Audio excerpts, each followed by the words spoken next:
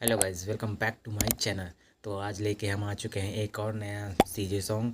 उस पर हम रिएक्ट करने वाले हैं जो अभी हाल ही में 1 तारीख को मतलब 1 मार्च को ही रिलीज़ हुई है।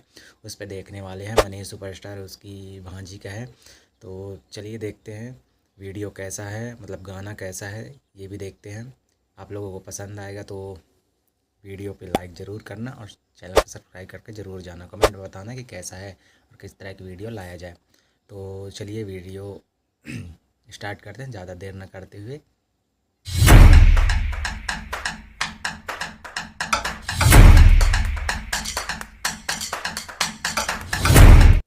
CG song Manish superstar. Manish भाई तो नवा गाना कब आवत है? और तो पिक्चर आने वाला है बे। सही में? हाँ यार, छोटे लाल साहू जी के कॉमेडी। ये वही है। आए वो तो भाजी का रे। हाँ यार। अरे रुक रुक रुक रुक रुक भाजी। नया गाना। का बात है भाजी, आज नया ड्रेस पहने आज, वो भी छत्तीसगढ़ी। छत्तीसगढ़ में रहता था, छत्तीसगढ़ी फैशन नहीं करवो का ते मोला देखा था ओत्ती दे।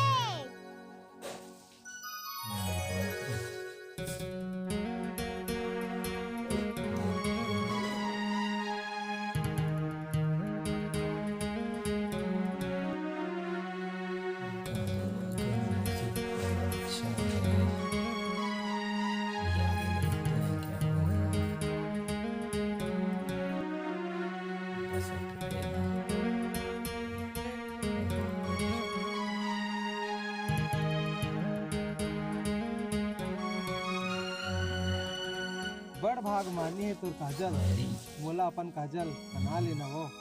बड़ भाग मानी है तोर बिंदिया, मोला अपन बिंदिया बना लेना वो। तहु अपन पागा के कलगी मोला और कुर्ता में बटन लगा लेना जी।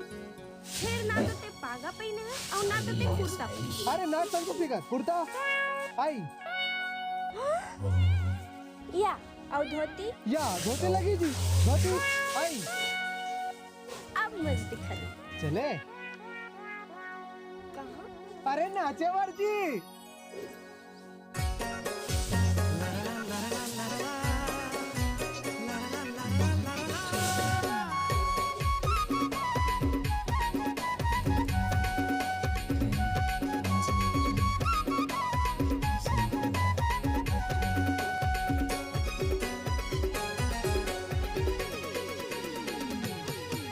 बना ले वो मोला बना ले, तोर माथे के बिंदिया बना ले, लगा ले वो मोला लगा ले, तोर आँखी के कजरा लगा ले। जब ले देखो तोला धड़कत है दिल, जब ले देखो तोला धड़कत है दिल, दिल माथे मोला बसा ले। बना ले रे मोला बना ले, तोर पागा के कलगी बना ले, लगा ले रे मोला लगा ले, तोर कुर्ता में बटन लगा ले। जब ले देखे तोला धड़कत है दिल, जब ले देखे तोला धड़कत है दिल, दिल माथे मोला बसा ले। बना ले रे मोला बना ले, तोर पागा के कलगी बना ले, लगा ले रे मोला लगा ले, तोर कुर्ता में बटन लगा ले।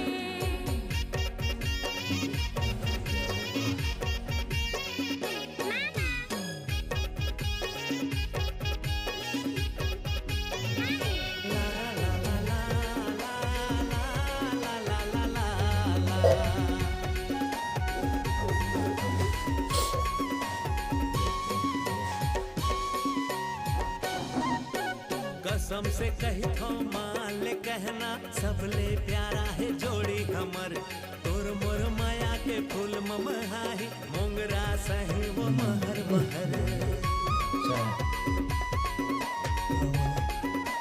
हाँ, कसम से कही थो मान ले कहना, सबले प्यारा है जोड़ी हमर, तोर मोर माया के फूल ममहाही, मोंगरा सही वो महर महर।